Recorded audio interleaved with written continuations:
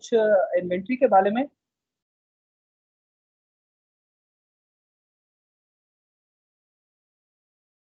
और इन्वेंट्री आपको पता है कि उसके सिस्टम्स के बारे में हमने डिस्कस किया था। उसमें हमने एक सिस्टम को देखा था जिसमें परपेचुअल इन्वेंट्री सिस्टम का केस था। और परपेचुअल इन्वेंट्री सिस्टम के अंदर जो तीनों मेथड्स हैं जिसको हमने स्पेसिफिकली यूज किया था कास्ट फ्लो अजम्पशन के अंडर, जिसमें लाइफ ऑफ फाइफो और एवरेज था। लेकिन वो हम लाइफ ऑफ फाइफो और एवरेज को यूज कर रहे थे परपेचुअल इन्वेंट्री सिस्टम के अंदर। तो आप देख रहे थे उस वक्त कि जैसे जैसे ट्रांजेक्शन इनकर हो रही थी उसको हम रिकॉर्ड कर रहे थे। लाइफो में भी हमने रिकॉर्ड किया, में हमने रिकॉर्ड किया, फिर एवरेज में, और आखिर में डिसीजन मेकिंग के लिए हमने कंपैरेटिव कास्ट शीट को भी प्रोड्यूस किया जिसकी बेस पे हम डिसीजन कर सकते हैं। आज हमने आज हमारा लेक्चर थोड़ा शॉर्ट है, थोड़ा सा आगे जाएंगे। आज हम अगली चीज देखेंगे, लेकिन उससे पहले कुछ थोड़ी थोड़ी सी बातें देख लें। Result variation in the inventory valuation methods, इसको जरा गौर कीजिएगा कि क्यों आपके रिजल्ट में फर्क आता है। आपकी ग्रास प्रॉफिट अगर आप देख लें कंपेरेटिव कास्ट शीट का लास्ट टाइम, तो उसमें लाइफ ऑफ फाइव एवरेज तीनों के अंदर आप देख रहे हैं कि आपका जो ग्रास प्रॉफिट है वो वेरी करता है, किसी सिस्टम के अंदर सेम नहीं है, दो तीनों मेथड के अंदर डिफरेंट है। अब क्वेश्चन ये है कि क्यों डिफरेंट है। Each method is based on the different assumptions। Yes, different assumptions है। First in first out, this is assumption कि जो आपके पास मटेरियल फर्स्ट टाइम बिजनेस के अंदर आते हैं तो उसको फर्स्ट टाइम आपने सेल आउट करना है। एक्चुअली फर्स्ट वाला मटेरियल नहीं है, तो बेसिकली एक्चुअली आपने वो कास्ट को चार्ज करना है, जो आपको पहले कास्ट पड़ी है उसको आपने चार्ज करना है फर्स्ट टाइम। और इसी तरह लास्ट इन फर्स्ट आउट में आपको जो रिसेंटली कास्ट आपको आई है उसको आपने चार्ज करना होता है। About merchandise cost etcetera. अब जरा और से देखिए, ये तीन आपके पास बेसिकली मैंने आपको बताया हुआ है कि इन्वेंट्री वैल्यूएशन के अंदर जो जो हमारे पास मेजर एरियाज होते हैं, वो दो एरियाज हमारे पास है, कास्ट ऑफ सेल्स का एरिया और इसी के साथ साथ कास्ट ऑफ एंडिंग इन्वेंट्री का हमारे पास एरिया बनता है। अब स्पेसिफिक आइडेंटिफिकेशन, चूंकि हमने उसको इतना ज्यादा टच भी नहीं किया और वो है भी बड़ा काफी सिंपल है, उसमें इस तरह के मेरे क्वेश्चन नहीं है, तो इसको देखना स्पेसिफिक आइडेंटिफिकेशन मेथड में जरा गौर करें। तो आपकी जो कास्ट ऑफ सेल्स होती है वो स्पेसिफिकली आइडेंटिफाई होती है, इसमें कोई उसका बेसिकली इसके अंदर कोई किसी किस्म का अजम्पशन नहीं यूज हो रहा होता कि आपने जो लास्ट वाला है इसको पहले चार्ज करें, ये जो लास्ट वाला है इसको सीधे इसको चार्ज करें वगैरह वगैरह। तो ज्यादा चीज यहाँ से स्टार्ट होती है। सबसे पहले जरा गौर से बात कर समझना, इस छोटा सा पॉइंट है, इसमें एमसीक्यू ज्यादा बनते हैं। Fast in fast out, fast in fast out assumption है बेसिकली कि जो जो आपके पास मटेरियल फर्स्ट टाइम आपने परचेज किया है, जो ओल्डेस्ट मटेरियल है उसको आपने चार्ज करना है अपने सीजीएस को। और जो देखिए फास्ट इन फास्ट आउट में क्या होगा, जो उसकी ओल्डेस्ट कास्ट होगी उसको आपने सीजीएस में चार्ज कर देंगे, और जो जो उसमें आपके जो मटेरियल बच जाएगा आपके क्लोजिंग स्टॉक के अंदर होगा वो डेफिनेटली रीसेंट। मैं आपको एग्जांपल के तौर पे समझाने की कोशिश करता हूँ। सपोज करें हमने तीन किस्म का मटेरियल परचेज किया है, उनकी क्वांटिटी 100 ही थी, लेकिन तीन डिफरेंट टाइम पीरियड में हमने परचेज किया है। तो जब हमने आज से 3 महीने पहले कोई मटेरियल परचेज किया था तो उसकी प्राइस मैं सपोज करता हूँ कि 10 रुपीज पर यूनिट था। उसके बाद आज से 2 महीने पहले मैंने कोई मटेरियल परचेज किया था 100 यूनिट, उसकी प्राइस 12 रुपीज था। और मैंने आज से 5-6 दिन पहले एक मटेरियल परचेज किया जिसकी पर यूनिट प्राइस 15 था। मैं सपोज करता हूँ चूंकि इन्फ्लेशनरी ट्रेंड है तो प्राइस ऊपर की तरफ जा रही है। अब जरा गौर करें कि जब हम अगर अगर हमने सिर्फ 100 यूनिट सेल आउट किए हैं, अब क्वेश्चन ये है कि जो 100 यूनिट आपने सेल आउट किए हैं उसकी कास्ट आपने कौन सी चार्ज करनी है। वो 100 यूनिट जो आपने सेल आउट किए, चूंकि होमोजीनियस प्रोडक्ट है, प्रोडक्ट का कोई हिसाब उठा के दे दिया उसको, लेकिन क्वेश्चन ये है कि हमने बुक्स ऑफ अकाउंट्स के अंदर अपनी कास्ट जब मेजर करेंगे तो सीजीएस बनेगी और फिर अल्टीमेटली वो आपकी फाइनेंशियल स्टेटमेंट के अंदर जाएगी। तो फाइनेंशियल स्टेटमेंट की जो सीजीएस की प्राइस है वो 100 यूनिट्स की, हम कौन सी प्राइस लेंगे, जो सबसे पहले हमने परचेज किया था 10 रुपीज पे वो लेंगे, या उसके बाद हमने 13 पे किया या फिर 15 पे किया। तो इसमें जो मेथड हम सपोज करते हैं फाइफो, अगर हमारे पास फाइफो का मेथड हो तो डेफिनेटली हम सबसे पुरानी कास्ट को चार्ज करेंगे। तो देख लें जब सबसे पुरानी कास्ट चार्ज होगी तो डेफिनेटली इसमें एक छोटी सी चीज को जरा गौर से आप माइंड में रखें कि जब क्योंकि सबसे जो पुरानी कास्ट थी उस वो कास्ट आपकी पर यूनिट कम है, 10 रुपीज पर यूनिट है, तो अल्टीमेटली जो आपका आपका आपका ग्रास प्रॉफिट बनेगा वो कंपेरेटिवली अगर उसको लाइफो या फाइफो दोनों को कंपैरिजन किया जाए तो याद रखिएगा कि फाइफो के अंदर आपका ग्रास प्रॉफिट ज्यादा आएगा। इसमें देखिए स्पेशली आपका जो कास्ट ऑफ सेल्स होती है वो फर्स्ट आइटम परचेज, जो आपके ओल्डेस्ट आइटम्स हैं उसको आपने सीजीएस को चार्ज करना होता है, उसकी जो भी प्राइस है। अभी तो मैंने सपोज किया हुआ है कि इन्फ्लेशनरी ट्रेंड है, ये वाइस वर्सा ट्रेंड भी हो सकता है या कोई मिक्स ट्रेंड भी हो सकता है, लेकिन ये है कि जो आपकी पुरानी कास्ट होगी, जो पुराने आइटम्स की कास्ट होगी, उसको आपने सीजीएस में चार्ज करना होगा अंडर द फाइफो। और जो आपकी रीसेंट कास्ट होगी, क्योंकि जो आइटम आपके बच गए हैं, अगर 300 यूनिट्स हमने सेल करने थे, परचेज किए और हमने उसमें से 200 यूनिट सेल करने थे, तो हम पहले पुराने यूनिट सेल करेंगे। कास्ट ऑफ गुड सोल्ड को, ये कास्ट ऑफ सेल्स को हम पुराने यूनिट चार्ज करेंगे 200। और जो रीसेंट हमने परचेज के इस केस के अंदर जो मैंने 15 रुपीज आपको बताया है, वो रिसेंटली जो बच जाएंगे लास्ट आइटम परचेज जो है, वो अल्टीमेटली आपकी एंडिंग स्टॉक को चार्ज कर दिया जाएगा। अब जरा इसमें देखें, अब लास्ट इन फास्ट आउट में उल्टा हो गया। फर्स्ट इन फास्ट आउट में क्या करते थे हम, ओल्डेस्ट कास्ट को सीजीएस को चार्ज करते थे, लेकिन इसमें हम क्या करेंगे कि लास्ट आइटम परचेज, अगर जो मैंने अभी आपके सामने एग्जांपल रखी है 10, 13 एंड 15 वाली एग्जांपल पर यूनिट कास्ट वाली, तो अगर आपका लाइफ यूज हो रहा है और आपने 100 यूनिट सेल आउट किए तो अल्टीमेटली आप सीजीएस को जो पर यूनिट कास्ट उसकी चार्ज करेंगे वो 15 रुपीज वाली चार्ज करेंगे, इसलिए कि आपकी सीजीएस को रिसेंटली चार्ज किए जाते हैं। और इसी तरह से क्योंकि फाइफो लाइफो को ओल्ड है, और इसी तरह से अगर आप पहले रिसेंटली करेंगे फिर रिसेंट से पीछे की तरफ जाएंगे, और जो आखिर में आपके पास क्लोजिंग इन्वेंटरी बचेगी वो आपके जो आपने स्टार्ट के जो परचेज किया था, जो ओल्डेस्ट यूनिट आपने परचेज किए हुए थे, वो आपकी कास्ट ऑफ इन्वेंटरी के अंदर आ जाएगी। और तीसरा एवरेज है। एवरेज में आपको पता है कि चूंकि हम एक एवरेज वैल्यू कैलकुलेट करते हैं, और एवरेज वैल्यू की बेस पे हमारे पास कास्ट ऑफ सेल में भी एवरेज वैल्यू जाती है, उसमें कोई रिसेंटली या ओल्ड या फास्ट इन फास्ट आउट का तो किस्सा होता नहीं है, सिंपल एवरेज होती है, कंप्यूटर यूजिंग एवरेज, ये दोनों एवरेज ही इसके अंदर आएंगे। लेकिन ये दो चीजें आप अपने लिए थोड़ा सा इसको और मजीद इसको देखें, थोड़ा जल्द पे चलें और एक बात करते हैं। अब जैसा मैंने बात की है, मैं उसी बात को आगे लेके जाना, अगर जैसा कि पूरी दुनिया में इस तरह का ट्रेंड है, impact of LIFO FIFO in the period of rising price, अगर इन्फ्लेशन हो, जैसे मैंने अभी आपके सामने एग्जांपल रखी है, मैं उसी एग्जांपल को आगे भी लेके जाऊंगा कि आपने पहले 100 यूनिट परचेज किया at the rate of 10, then आपने फिर अगले महीने आपने परचेज किए 100 unit at the rate of 13, और रिसेंटली आपने परचेज किया 100 unit at the rate of 15। अब इसको देखें तो देखें, मैं सबसे पहले ये इस तरफ लाइफो है, इस तरफ फाइफो है। अब जरा देखें कास्ट ऑफ गुड सोल्ड की तरफ आ जाए, तो इसको पहले हम सिर्फ लाइफो को अगर देख लें तो फिर डेफिनेटली लाइफो फाइफो का उल्ट है, आपको उसका समझ आ जाएगा। देखो क्या होता है, अगर इन्फ्लेशनरी ट्रेंड है, इन्फ्लेशनरी ट्रेंड है तो इसका मतलब ये है कि जो ओल्डेस्ट यूनिट्स कास्ट होगी वो कम होगी, और जो न्यूएस्ट यूनिट्स होगी जो रिसेंटली हमने हमने परचेज किया है, अल्टीमेटली उसकी कास्ट आपके पास ज्यादा होगी। अब जरा देखें, अगर आपने जो लास्ट इन फर्स्ट आउट के अंदर डेफिनेटली आपने जो रिसेंटली परचेज है उसको आप चार्ज करते हैं अपने कास्ट ऑफ सेल्स को, तो रिसेंटली चार्ज ज्यादा है, जो मैंने अभी आपको एग्जांपल दी कि 15 रुपीज है, अल्टीमेटली आपका कास्ट ऑफ गुड सोल्ड ज्यादा होगा कंपैरेटिवली। अब देखें कास्ट ऑफ गुड सोल्ड हमारे लाइफों में क्यों ज्यादा है, अगर 100 यूनिट सेल आउट किए हैं तो लाइफो अगर है तो लास्ट इन फास्ट आउट है, जो हमने अभी रिसेंटली 15 रुपीज पर यूनिट हमने परचेज किया, उसको सीजीएस को हम जब चार्ज करेंगे उसकी प्राइस डेफिनेटली ज्यादा है।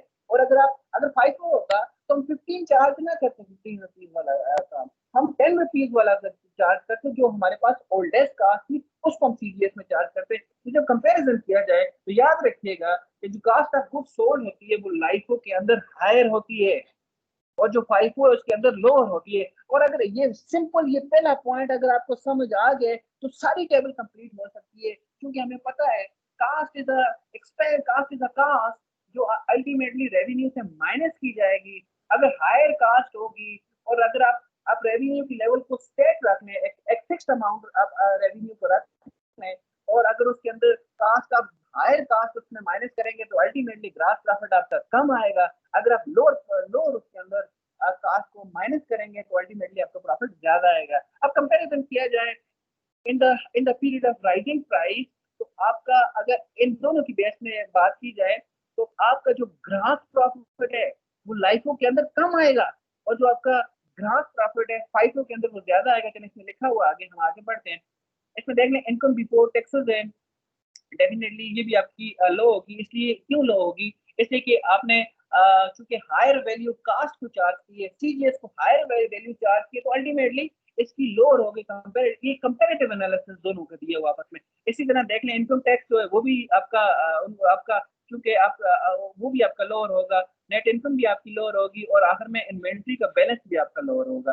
लेकिन अगर इसमें आए तो देखिए जाए, इसमें पहला पॉइंट ये इंपॉर्टेंट है, उसके बाद सारे पॉइंट उसी उसी से फिर आगे जनरेट होते हैं या उसी से आगे निकलते हैं। अब इसमें फाइफो में बात करते हैं अगेन। फाइफो क्या होता है? First in first out. First in first out में हम क्या करते हैं? अगर इन्फ्लेशनरी पीरियड हम सपोज कर रहे हैं तो क्या होगा, आज जो हमें कास्ट किसी यूनिट की पड़ रही है वो आज से 2 महीने 4 महीने 5 महीने पहले जो कास्ट थी वो कम थी। अगर आपके पास दोनों तीन ओकेजन की परचेज अवेलेबल है, आज की भी है और पुरानी भी परचेज अवेलेबल है, होमोजीनियस प्रोडक्ट है, लेकिन सिर्फ कास्टिंग पॉइंट ऑफ व्यू से हमने उसको कास्टिंग को देखनी है, तो कास्टिंग पॉइंट ऑफ व्यू से जब हम उसको देखेंगे और उसमें जो पुरानी कास्ट यूज करेंगे, जब उस चीज की प्राइस कम थी तो अल्टीमेटली उसका सीजीएस कम हो जाएगा। इसकी लाइफों में अब रिसेंटली कास्ट यूज कर रहे हैं तो इसका सीजीएस ज्यादा हो जाएगा।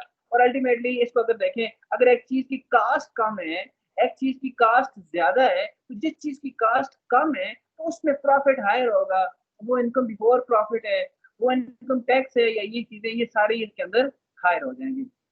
अब ये जो मेन दो टेबल्स हैं बेटा, इसको आपने थोड़ा सा फिर इसको देखना है, ये आपको काम आएगी एमसीक्यूज के अंदर। आज हम थोड़ा सा और आगे चलते हैं। लास्ट टाइम तो हमने जो आपकी कास्ट फ्लो अजम्पशन है, लाइफ ऑफ फाइव और एवरेज, उसको हमने परपेचुअल इन्वेंटरी सिस्टम के अंदर देखा था, जहाँ पे हम बार बार जैसे ट्रांजेक्शन होती थी उसको हम देखते थे कि जी वो परचेज है तो पहले परचेज के कॉलम में उसको लिखते थे, और उसके बाद फिर उसको आगे जाके स्टोर रूम या बैलेंस के कॉलम में हम लिखते थे, और बड़े ख्याल से लिखते थे, लाइंस का बड़ा ख्याल करते थे। जो लाइन पहले पहले बैलेंस से स्टार्ट होती थी उसको ऊपर वाली लाइन होती थी, और जैसे जैसे परचेज कर रहे होते थे उसके नीचे लाइन को हम वहाँ पे लिखते थे। और जब भी हमने सेल्स करते थे तो लाइफ ऑफ फाइव को आपको पता है कि उस वक्त डिफरेंस आता है लाइफ ऑफ फाइव के अंदर, जब आप अपनी सेल्स कर रहे होते हैं। जब लाइफ वो हमारा मेथड था और सेल कर रहे थे तो सबसे पहले हम ऊपर वाली लाइन को जो ऑलरेडी बैलेंस के अंदर मौजूद होती है उसको सेल करते हैं। अगर उसमें से हमें और भी चाहिए होते तो फिर हम ऊपर से नीचे की तरफ, टॉप टू बॉटम की तरफ आते हैं। द केस ऑफ फाइफो, और सिंपल सा केस है, जब हम लाइफ को यूज करते हैं तो लास्ट इन फास्ट आउट की बात है। जब हाँ, परचेज दोनों में एक तरह से होती है, लाइफ हो या फाइफ हो परपेचुअल इन्वेंटरी सिस्टम के अंदर, लेकिन फर्क कब आएगा? जब सेल्स की जाएगी। इसी तरह से जब लाइफ के अंदर बेटा हम सेल्स करते हैं तो फिर हम देख रहे होते हैं जो रिसेंटली सेल है, मीन बॉटम टू टॉप जाते हैं अपने बैलेंस के अंदर, जो हमारा स्टोर इनफेक्ट होता है तो उसमें जो आखिरी लाइन है उसको पहले सेल आउट करते हैं, फिर देखते हैं और चाहिए तो उससे ऊपर की तरफ हम जाना शुरू हो जाते हैं, और सिंपल एवरेज में हम एवरेज देखते हैं। लेकिन इस केस के अंदर अगर देखा जाए तो हमने आपको बताया है कि जी पीरियोडिक इन्वेंटरी सिस्टम के अंदर कोई अप टू डेट रिकॉर्ड नहीं किया जाता, उसमें सिर्फ स्टार्ट ऑफ द मंथ और एंड ऑफ द मंथ उसको देखा जाता है, और फिर उन दोनों को आपस में कंपैरिजन किया जाता है। अब अगर इसको देखें, इन फिजिकल इन्वेंटरी सिस्टम या periodic inventory system start taking are done at the end of the month, उसको महीने के आखिर में किया जाता है। अप टू डेट रोज रोज की डेट्स नहीं होगी, ना रोज रोज की रिकॉर्डिंग होगी। No up to date record for the cost of sale are available. देखो इसमें एक ड्रॉबैक डेफिनेटली है, अगर आपको विद इन अ मंथ आपको 15 डेट 16 डेट को किसी किस्म की आपको फाइनेंशियल स्टेटमेंट प्रिपेयर करना पड़ गई है या कोई और आपने डिसीजन लेना है, तो आपके पास कास्ट ऑफ सेल का अप टू डेट रिकॉर्ड नहीं मौजूद होता, आपके पास किसी किस्म का कोई, फिर आपने दोबारा से जाके शायद उसी दिन 15 को भी जाके आपने आपने दोबारा स्टॉक टेकिंग करना है, स्टॉक को आपने चेक करना है, ओपनिंग इन्वेंट्री क्लोजिंग इन्वेंट्री को आपस में उसको अकाउंट फॉर करना है, और उसके बाद आप देखेंगे। अब ये तीसरी चीज बड़ी इंपॉर्टेंट है, इसको जरा गौर से देखें। इसमें लिखा हुआ है this type of question issue date are not mentioned. ये एक चीज होती है, सम टाइम आपको ये नहीं पता चलता, डिफरेंट बुक्स के अंदर आप देखें आपको नहीं पता चल रहा होता कि यार जो आपने लाइफ ऑफ फाइफो, जिनको हमने life of FIFO average, life of five आपको पता है ना, लाइफ ऑफ फाइफो एवरेज की जो कैटेगरी है इसको हम कास्ट फ्लो अजम्पशन बोलते हैं। अब आपको सम टाइम नहीं पता चल रहा होता क्वेश्चन के अंदर कि जी आपने कास्ट फ्लो अजम्पशन किस किस सिस्टम के अंदर यूज करनी है। आपका सिस्टम परपेचुअल इन्वेंटरी सिस्टम होगा जो हमने लास्ट क्लास के अंदर किया, या आपका पीरियोडिक इन्वेंटरी सिस्टम होगा जो आज हम डिस्कस करने जा रहे हैं। इसमें एक छोटा सा टिप के तौर पे पॉइंट है, देखो उसके अंदर अगर पिछले आप क्वेश्चन को जाके इसको भी देखें तो आप देखेंगे कि जब भी आप फेल हुई है या इश्यू किया है तो आपको इश्यू डेट मिलेगी आपको क्वेश्चन के अंदर। लेकिन इस तरह के क्वेश्चन के अंदर जहाँ पे आपने कास्ट फ्लो अजम्पशन यूज करनी होती है, और इसके साथ साथ अपने पीरियोडिक इन्वेंटरी सिस्टम के अंदर रहते हुए इसको करना होता है। इसके अंदर आप देखें तो क्वेश्चन के अंदर कभी भी इशू डेट अवेलेबल नहीं होती। ये देखें, ये चलें पूरा क्वेश्चन पढ़ते हैं। You are required to value the inventory. हमने इन्वेंट्री की वैल्यू देखनी है। हमें पता है इन्वेंट्री को दो तरह की वैल्यू से देखा जाता है, उसको सीजीएस के पॉइंट ऑफ व्यू से और कास्ट ऑफ इंडियन इन्वेंट्री के पॉइंट ऑफ व्यू से देखा जाता है। By LIFO FIFO and weighted average under the periodic inventory system. ये बेसिकली और ज्यादा सिंपल है, दूसरा सिस्टम भी काफी सिंपल था लेकिन ये उससे भी ज्यादा सिंपल है। अब देखें इसमें लिखा हुआ है जी 1 जून को हमारे पास बैलेंस था 100 units at the rate of 10, total amount is 1000। उसके बाद नेक्स्ट विद इन मंथ हमने कोई परचेज किया है जिसकी इनवाइस हमारे पास अवेलेबल है। 5 जनवरी को हमने परचेज किया again 100 units, but the price now is 11। सो हमारे पास 1100 की वैल्यूज आइडेंटिफाई होती है। और लास्ट हमने जो परचेज किया है वो हमने 150 यूनिट्स परचेज किया है under the per unit cost of 12 rupees per unit. इसको मल्टीप्लाई करें तो ये हमारे पास 1800 बनता है। अब ये देखें आखिर में उसने बताया है, पिछले क्वेश्चन में देखें तो उसमें क्या होता है कि जी जब परपेचुअल इन्वेंटरी सिस्टम का क्वेश्चन बेटा आपके सामने होगा ना, उसमें ये होगा कि जी एक दिन परचेज की जाएगी, दूसरे दिन सेल की जाएगी, सेल की भी साथ डेट्स लिखी जाएगी और विद इन अ मंथ आपको सेल की डेट दी जाएगी। लेकिन अगर किसी क्वेश्चन के अंदर आपको eight the end of the day आखिर में सिर्फ ये दिया जाए कि during the period 300 unit were sold at the rate of 15 per unit, तो आपको समझ आ जानी चाहिए कि ये इसने फिजिकली स्टॉक टेकिंग करके फिजिकली स्टॉक को काउंट करके ये वैल्यू आइडेंटिफाई किए। लिहाजा यहाँ पे हमारे पास पीरियोडिक या फिजिकल इन्वेंटरी सिस्टम चलेगा। देखिए ये भी जो 300 यूनिट्स में सेल आउट किए होंगे ना, प्रैक्टिकली स्पीकिंग ये एक दफा 300 सेल आउट नहीं किए इसने। हो सकता है इसने 5 इसने 4 तारीख को 50 यूनिट की हो, फिर इसने 150 की हो, फिर इसने 150 की हो, इस तरह से करके 100 यूनिट की हो, फिर इस तरह से इसने करके 300 यूनिट बनाए। लेकिन हमारा हमें कोई, क्योंकि हम परफेक्ट इन्वेंटरी सिस्टम को यूज नहीं कर रहे, जिसके अंदर बिल्कुल उसी डेट पे हमें रिकॉर्ड करना होता है, तो बेसिकली फिजिकल इन्वेंटरी सिस्टम है जहाँ पे हमने eight the end of the month हमने चीजों को देखना होता है। चलिए हम देखते हैं। ये देखिए इसमें भी हमने दो चीजों को आइडेंटिफाई करना है, जिसमें नंबर 1 चीज हमने आइडेंटिफाई करनी है कास्ट ऑफ सेल जो आपको पता है, और दूसरा हमने क्लोजिंग इन्वेंटरी को करना है। बेटा सबसे पहला ये सबसे आसान है, इसमें देखिए सबसे पहला मेथड कौन सा है, FIFO, first in first out. इसमें देखना ये है कि भाई हमने सेल कितने यूनिट्स किए थे, क्योंकि ये कास्ट ऑफ सेल्स हम रिकॉर्ड करने जा रहे हैं, तो हम देखेंगे हमारे पास कितने यूनिट हमने सेल आउट किए। तो भाई हमने 300 यूनिट सेल आउट किए थे। या मैं आपको सिंपल सिंपल तरीके से बता देता हूँ, आपको यहाँ पे ही समझ आ जाएगी। भाई ये देखें ना, इसका मतलब है 300 यूनिट किए थे और फाइफो मेथड है, तो इसका मतलब है हमने कौन कौन से सेल आउट किए। ये पहला सेल आउट किया 100 unit at the rate of, ये वाला सेल आउट किया होगा, फिर हमें 300 चाहिए। इसका मतलब है इस ये भी हमने जो 100 यूनिट्स और हमने भी सेल आउट किए होंगे, 200 बन गया। लेकिन हमें तो 300 चाहिए, इसमें से भी आपने 100 यूनिट्स को सेल कर देंगे। और इसका मतलब क्या है, रिमेनिंग हमारे पास जो यूनिट्स बच जाएंगे जिसको हम एंडिंग इन्वेंटरी बोलते हैं वो 15 है। चलें जल्दी जल्दी से इसको पुट करते हैं। हमने पहले क्योंकि 5 है, फास्ट इन फास्ट आउट, ऊपर से स्टार्ट करेंगे। 100 units at the rate of 100 units at the rate of 10, और इससे हमारे पास आंसर आ गया 1000। लेकिन हमने तो 300 यूनिट सेल आउट करने में, नीचे पहले 300 लिख लेता हूँ, ठीक है। 300 के लिए हमें 200 और चाहिए, और फाइफो मेथड है चूंकि, तो हम टॉप से बॉटम की तरफ आएंगे तो हमने ये भी 100 unit at the rate of 11 भी हम सेल आउट करने जा रहे हैं। 11 तो बन जाएगा 1100, और लास्ट पे हमारे पास सिर्फ आखिरी यूनिट्स बच के हैं 150। लेकिन चूंकि हमने 300 सेल आउट करने हैं तो इसमें से भी हमें 100 सेल आउट करने पड़ेंगे एट द रेट ऑफ 12, तो ये बन जाएगा 1200। इस तरह से इसको अगर सम करें तो ये बन जाएगा हमारे पास 3300 सम बन जाएगा इसका हमारे पास। और इसके साथ हम जरूर लिखेंगे रुपीस, क्योंकि ये अमाउंट में हमारे पास आ रहा है। जो भी आपके पास करेंसी साइन है उसको यूज करेंगे। अब देखें हमारे पास बड़ा सिंपल सी बात है भाई, टोटल यूनिट कितनी 350, 200 और 150, ये 350 यूनिट्स हमारे पास थे ओवरऑल इस पीरियड के अंदर, जिसके अंदर हमने 300 यूनिट सेल आउट कर दी और हमारे पास 50 बच गया है। लेकिन चूंकि फाइफो यूज कर रहे हैं तो मोस्ट रीसेंट फाइफो के अंदर ये होता है कि जो ओल्डेस्ट यूनिट्स होते हैं वो आपकी सीजीएस को चार्ज कर देते हैं, और जो रिसेंटली बच जाते हैं हमारे पास उसको हम कास्ट ऑफ क्लोजिंग इन्वेंट्री को चार्ज करें। इसका मतलब है ये 50 units at the rate of 12, इसको हम चार्ज करेंगे अपनी क्लोजिंग इन्वेंट्री को, ये कास्ट ऑफ क्लोजिंग इन्वेंट्री को हम चार्ज करेंगे। इससे हमारे पास वैल्यू बनेगी 600। और ये देख लें कि मैंने यूनिट लिखी है 50, मैंने लिखा ₹600। अब आपको मुझे उम्मीद है कि कहानी आराम से समझ आ गई होगी कि इसकी तो बहुत सिंपल कहानी है। अब जरा इसको देखें, अब चूंकि लाइफो हम यूज करने जा रहे हैं तो बड़ी सिंपल सी बात है, फाइफो में हमने टॉप टू बॉटम की तरफ आए थे, तो यहाँ पे बॉटम से टॉप की तरफ जाना शुरू कर देंगे, और कोई मसला इसके अंदर नहीं है। तो सबसे पहले चूंकि हमने 300 यूनिट सेल आउट करने, तो सबसे पहले ये आखिर वाली लाइन जो है इसको हम खत्म करेंगे 150 12 के हिसाब से 1800। यहाँ पे हम लिखेंगे 150 कास्ट ऑफ सेल्स, इसका पर यूनिट प्राइस हमारे पास 12, और हमारे पास 1800 इससे आंसर आ गया।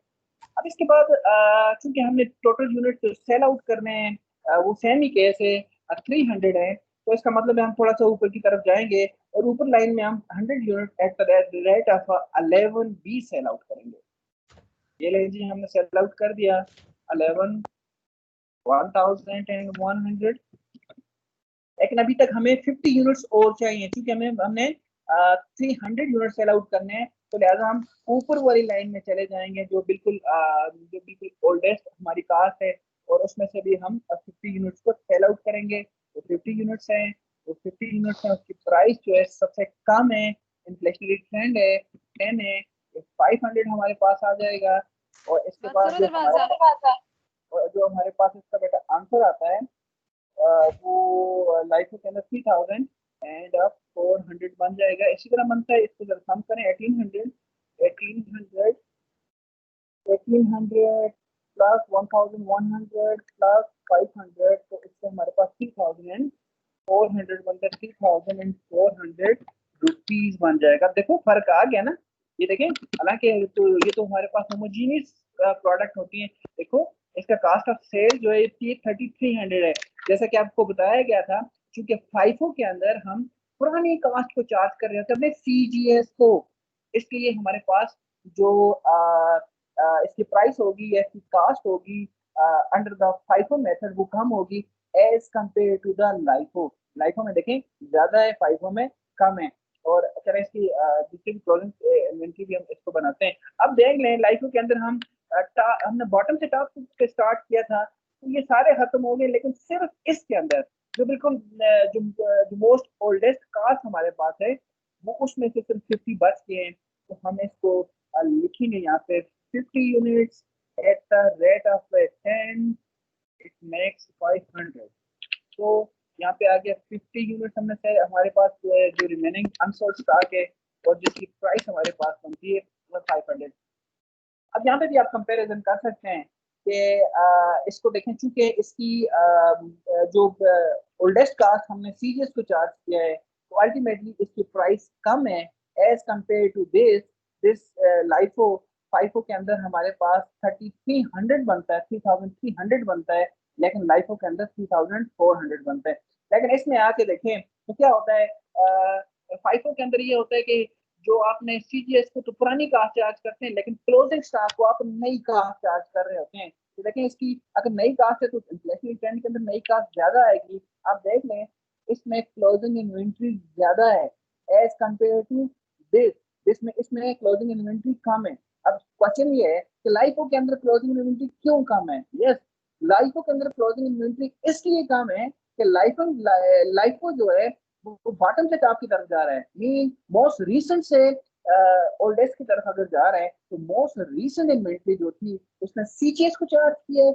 अल्टीमेटली जो पुरानी इन्वेंट्री है उसने क्लोजिंग स्टॉक को चार्ज करेंगे, और हमें पता है कि जो पुरानी इन्वेंट्री होगी उसकी पर यूनिट कास्ट कम है कंपेरेटिवली, लिहाजा इसमें ये आएगा। अब एवरेज में आ जाए, एवरेज का सिस्टम तो बहुत ही सिंपल है। एवरेज में आपने ये करना होता है कि आपने अपने उसके अंदर तो थोड़ा डिफरेंट था जब हम परपेचुअल इन्वेंट्री सिस्टम यूज कर रहे थे, लेकिन इसमें और सिंपल है। एवरेज जब भी कैलकुलेट की बात जाती है, आपको पता है कि हम अमाउंट को कैलकुलेट करते हैं और फिर नंबर ऑफ यूनिट्स हैं, नंबर ऑफ प्रोडक्ट है, नंबर ऑफ रिस्पॉन्डेंट है, जो भी नंबर हैं उनको कैलकुलेट करते हैं और अमाउंट को नंबर पर डिवाइड कर दिया जाता है। अब मैं सबसे पहले देख रहा हूँ कि जो पूरे महीने के अंदर हमारे पास जो अमाउंट थी, कास्ट थी, वो कितनी थी। तो सबसे पहले मैं प्लस करता हूँ 1000 को, ये वाला जो हमारे पास ओपनिंग बैलेंस था 1000, इसमें प्लस किया मैंने जो परचेज हमारे पास थी ड्यूरिंग द पीरियड 1100, और फिर हमारे पास एक और कास्ट थी 1800 की, उसको ये बच के हमारे ये टोटल जो हमारे पास बन गया ये 3900 है। तो मैं एवरेज वैल्यू कैलकुलेट करता हूँ, मैं average weighted average rate calculate कर रहा हूँ। आपको पता है इसका फार्मूला ये होगा अमाउंट डिवाइडेड बाय यूनिट्स। ज्यादा बेहतर अगर मैं लिखूं तो मैं ये लिखूंगा total amount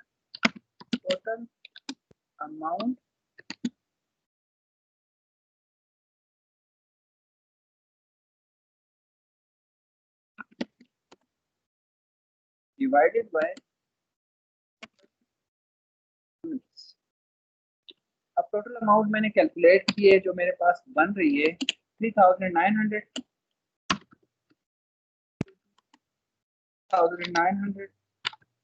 divided by number of unit. मुझे पता है 350 है, हमने 300 सेल आउट किए, 50 हमारे पास बचे हैं, फिर काउंट कर लेते हैं 100 100 200 एंड 150 350 है, इसको 350 पे डिवाइड कर दें। ये हमने जो जो सारे यूनिट 350 परचेज किए था उसकी कास्ट 3900 बनती है।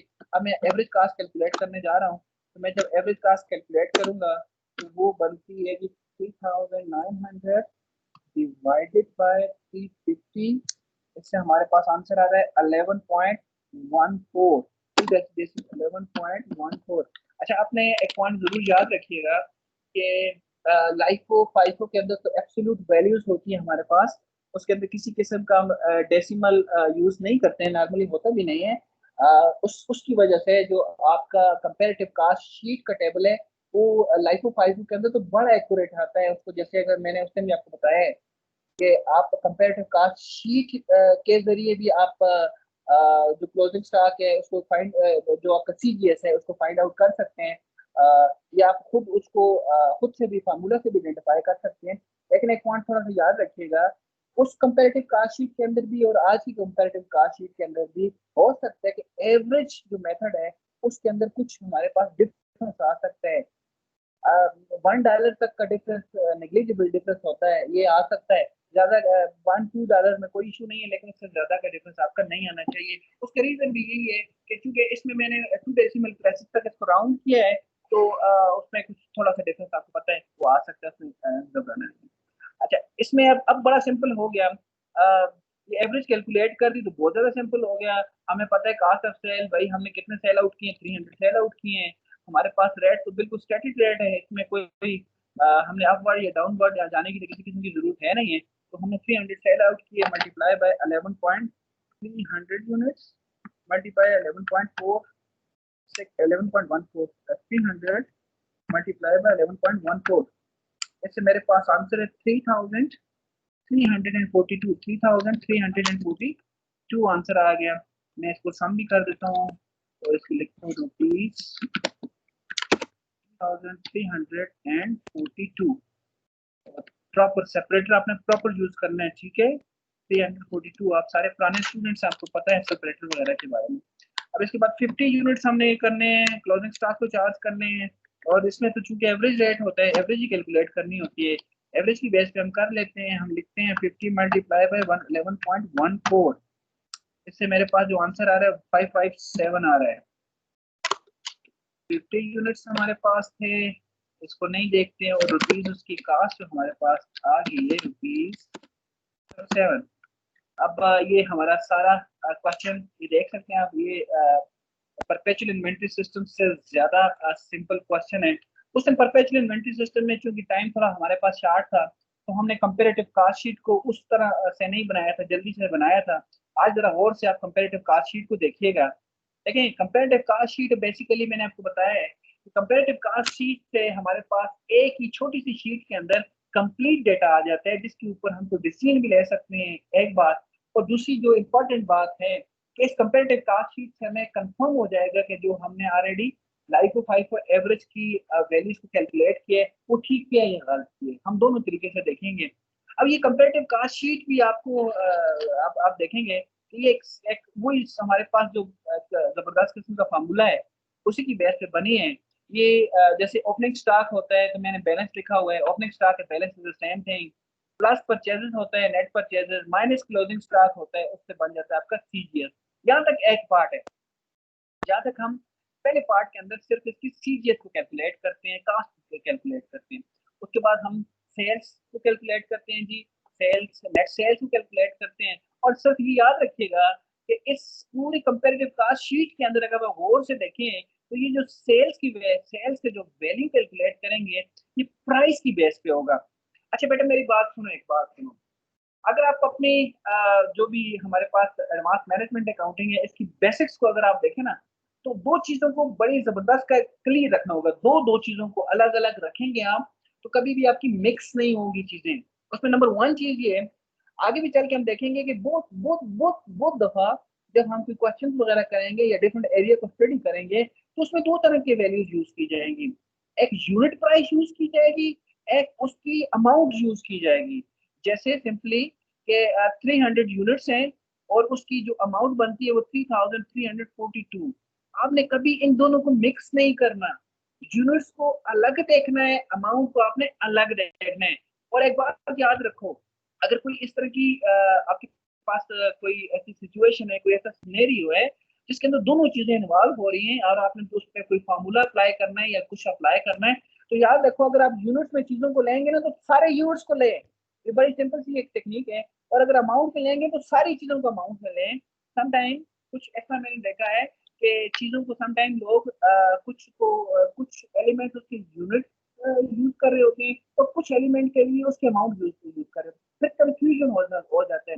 बेस सेम होनी चाहिए, आपका बेसिक यूनिट आपका सेम होना चाहिए, वो यूनिट है या ये। इसी तरह से इसमें भी अगर गौर करें तो एक और चीज आपकी बड़ी कम आएगी आपकी मैनेजमेंट अकाउंटिंग के अंदर, लेकिन आएगी जरूर, तो जो उसकी रेवेन्यू प्राइस है जिसको नॉर्मली हम सेल्स बोलते हैं, जो उसकी सिंपल लिस्ट प्राइस है, यहाँ पे ज्यादातर लिस्ट प्राइस को हम नहीं देखेंगे, हम कास्टिंग को देखेंगे। लेकिन मैं सिर्फ यहाँ पे आपको बता रहा हूँ कि ये जो सेल्स कैलकुलेट की जाती है ये सेल्स बेसिकली रेवेन्यू है। और आपको पता है रेवेन्यू कैलकुलेट करने का तरीका अगर फार्मूला बनाया जाए तो बड़ा सिंपल सा है कि यूनिट्स मल्टीप्लाई बाय प्राइस, जो आपने प्राइस आपने कस्टमर से ली है।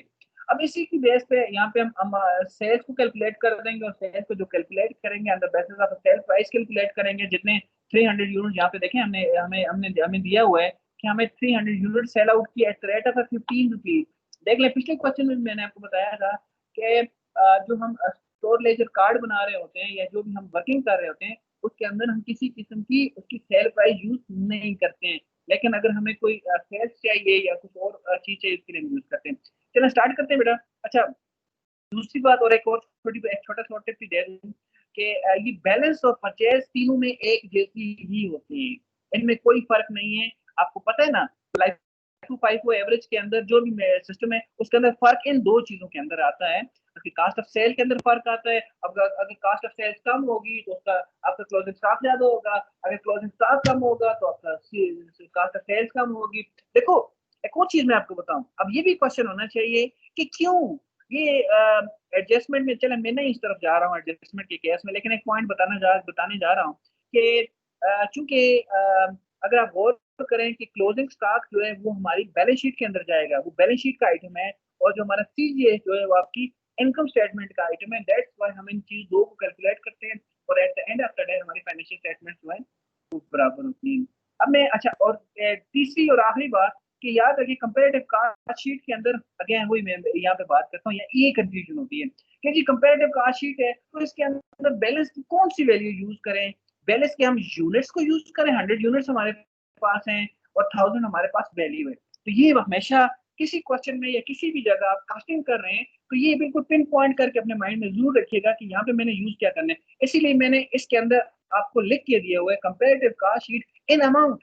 इसमें अगर अमाउंट होंगी तो सारी चीजों की अमाउंट होंगी, कोई किसी किस्म की चीज की यूनिट्स यहाँ पे यूज नहीं करने, अमाउंट यूज करनी ओके करनी है अमाउंट यूज जी। हम जाके देखते हैं कि ओपनिंग बैलेंस हमारे पास कितना 1000 हमारे पास ओपनिंग बैलेंस था, हमने अमाउंट में यूज करना है तो यहाँ पे मैंने डाला 1000 और एज आई सजेस्ट कि जी इसके तीनों ये जो बैलेंस हैं ये एक जैसे होते हैं। अब परचेज की वैल्यू है, उसको आपने आइडेंटिफाई करना है कि परचेज कितना किया। देखो ये 2 परचेजेस हमने की हुई हैं ड्यूरिंग द मंथ, और इसमें एक हमने 100 और एक 150, चूंकि यूनिट्स को तो हमने कंसिडर करना ही नहीं है कंपैरेटिव कास्ट शीट में, हमने अमाउंट को करना है। तो इनको सम करें 1800 and 1100, it makes 2900। This means कि थ्रू आउट हमने जो मंथ है तीनों मेथड जो भी हैं, लेकिन चूंकि हमारे पास ये परचेज एक जैसी है तो ये एक जैसी तीनों में रिपोर्ट कर दिया जाएगा। अब हमें पता है कि opening stock plus purchases minus closing stock से सीजीएस होता है। हम यहाँ पे माइनस भी करते जाएंगे, साथ साथ अपने अपने कैलकुलेटर को भी इस्तेमाल करेंगे, और साथ साथ जो ऑलरेडी हमने वर्किंग कर रखी है उसको भी हम चेक करेंगे। सबसे पहले मैं जाता हूँ फाइफो का क्लोजिंग स्टॉक की तरफ जाता हूँ, उसके अमाउंट कितने हैं। सबसे पहला मेथड हमारे पास फाइफो था, ये इसका यूनिट है, और ये इसका क्लोजिंग स्टॉक है 3300, बल्कि इसका क्लोजिंग स्टॉक, ये तो कास्ट ऑफ सेल है, ये आपके पास ये क्लोजिंग स्टॉक है 600, इसको हम लिखेंगे। क्लोजिंग स्टॉक की बात की जा रही है 600, और अल्टीमेटली हमारे पास 3300 जो हमारे पास क्लोजिंग स्टॉक इसका बना हुआ है, ये वाला ये ऑटोमेटिकली आ जाएगा हमारे पास।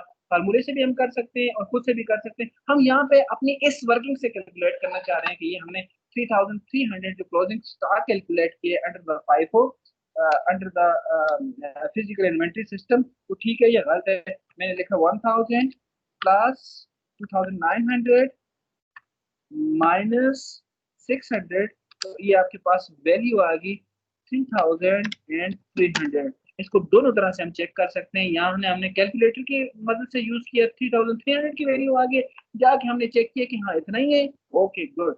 इसके बाद हमने फाइफो में जाए, तो फाइफो के अंदर आपका क्लोजिंग स्टॉक 500 है, लेकिन आपका सीजीएस बनेगा 3400। चले हम फार्मूला से इस्तेमाल करते हैं। 500 था हमारे पास, यहाँ पे हमने इंक्लूड किया 500, क्योंकि क्लोजिंग स्टॉक है माइनस कर दिया जाएगा। हम लिखते हैं 1000 opening stock plus 2900 is the purchases minus 500 is the closing stock.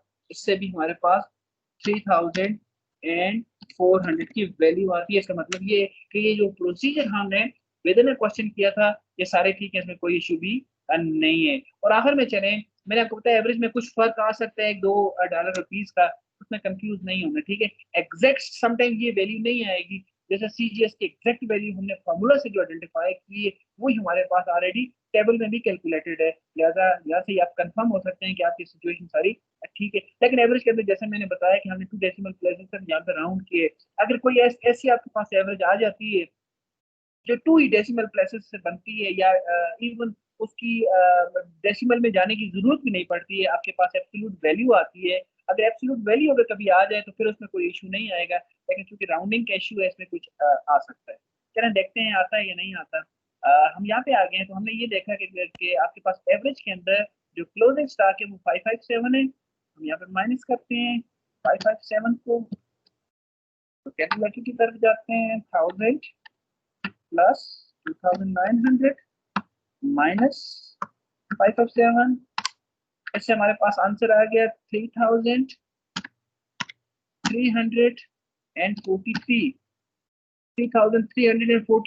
देख लें थोड़ा सा फर्क है, $1 का फर्क आ गया, ₹1 का फर्क आ गया।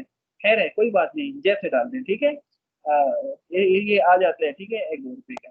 अच्छा अब सेल की तरफ जाते हैं, क्योंकि सेल के वैल्यू भी हमें पता है। सेल की value mean unit sold multiply by unit price.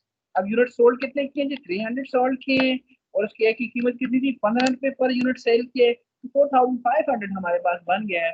अब इसका मतलब है ये सारे के लिए 4500 बनेगा, एक ही सेल है हमारे पास। तो ये तीनों मेथड में हम इसको टेस्ट कर देंगे, यहाँ पे टेस्ट कर दिया, और इसके साथ साथ हमने सीजीएस कैलकुलेट कर रखा है, सीजीएस को उठा के हम यहाँ पे ले आएंगे 3300 3400, यहाँ पे जो भी वैल्यू इसको यहाँ पे लिखेंगे।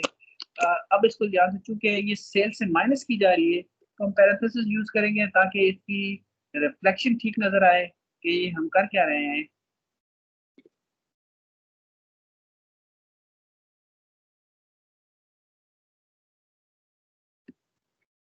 अब हमारे पास ग्रास प्रॉफिट कैलकुलेट करना बड़ा सिंपल है। आपको पता है कि gross profit is equal to sales net sales minus CGS. तो हम 4500 में पहले फाइफो के पॉइंट ऑफ व्यू से 3300 को माइनस करते हैं तो हमारे पास ग्रास प्रॉफिट है 1200 तो बनता है। उसके बाद नीचे जाते हैं तो हमारे पास 3000 अगेन 4500 हमारा रेवेन्यू है, माइनस इस दफा जो आपके पास ये है 3400 होगा, अल्टीमेटली 1100 ही आएगा।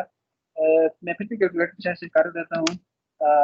एक यहाँ पे 100 रुपीज़ का डिफरेंस है, सिर्फ 100 रुपीज़ का डिफरेंस है, तो डेफिनेटली 100 रुपीज़ का पास आपके पास ग्रास प्रॉफिट में आएगा, क्योंकि इसकी कास्ट ज़्यादा है अंडर द लाइफो। रिसेंटली चीज इसने सीजीएस को चार्ज की है, अल्टीमेटली इसका आपने देखा है ग्रास प्रॉफिट का। मैं एवरेज को देख लेते हैं, एवरेज में क्या हुआ है जी, 4500 माइनस 3343 आपके पास 1157। आप जरा देख लें इसके अंदर, ये आपके पास एक कंपैरेटिव कास्ट शीट है, जैसा कि मैंने बताया है कि इस कंपैरेटिव कास्ट शीट से आप अपने क्वेश्चंस को भी चेकआउट कर सकते हैं कि आपकी वैल्यूज प्रॉपरली रिपोर्ट की गई हैं, कोई इश्यूज तो नहीं है, कहीं आपने लाइफो फाइफो को मिक्स तो नहीं कर रखा, या आपने क्लोजिंग स्टॉक या ओपनिंग स्टॉक को या यूनिट्स को या अमाउंट को, इन चीज़ों को कोई मिक्स तो नहीं किया। अगर आपने मिक्स किया है तो अल्टीमेटली आपको यहाँ पे शो होना शुरू हो जाएगा कि इसकी सीरियस यहाँ पे डिफरेंट आएगा, और आपके क्वेश्चन में जो ऑलरेडी आप कास्ट ऑफ सेल कैलकुलेट करेंगे ये वाले, ये आपके डिफरेंट आएंगे। लेकिन इसमें बराबर है, तो आपके पास ये पूरा इसके बेस पे आप डिसीजन कर सकते हैं कि जो भी आपका आपने ऑलरेडी आपके पास ये है 1200। अब अगर मैं सिंपली फाइनेंशियल अकाउंटिंग के पॉइंट ऑफ व्यू से देखें तो देखो ये बेस्ट नजर आ रहा है फाइनेंशियल अकाउंटिंग या फाइनेंशियल रिपोर्टिंग के पॉइंट ऑफ व्यू से ज्यादा नजर आ रहा है कि 1200 है। अब इसकी भी अगेन वही आपके पास इंटरप्रिटेशन मौजूद है, क्योंकि फाइफो के अंदर हमने ओल्डेस्ट यूनिट्स की जो कास्ट थी उसको चार्ज किया अंडर द सीजीएस। लिहाजा अगर ओल्डेस्ट यूनिट्स थी तो वो उसकी प्राइस वो हमें सस्ते मिले हुए थे, तो डेफिनेटली वो सस्ते थे। सस्ते अगर कम प्राइस चार्ज किए सीजीएस में तो अल्टीमेटली हमारे पास प्रॉफिट ज्यादा आएगा। लेकिन कंपैरेटिवली अगर आप इसको देखें तो हमारे पास इसकी वैल्यू, क्योंकि हम रिसेंटली जो लाइफो है उसमें रिसेंटली हम सेल्स को चार्ज कर रहे होते हैं, तो उसमें अल्टीमेटली इसके हमारे पास प्राइसेस ग्रास ग्रास प्रॉफिट जो है हमारे पास कम आया, और एवरेज का एवरेज ही रहता है। लेकिन ज्यादा इन दोनों दो चीजों को देखने होते हैं। स्टूडेंट्स आज के लिए इतना ही था। हमने यहाँ पे कंप्लीट कर हमने ये अपना इन्वेंट्री का मैथ कंप्लीट कर लिया चैप्टर, और मैं इसी के रिलेटेड आपको कुछ मटेरियल वगैरह भी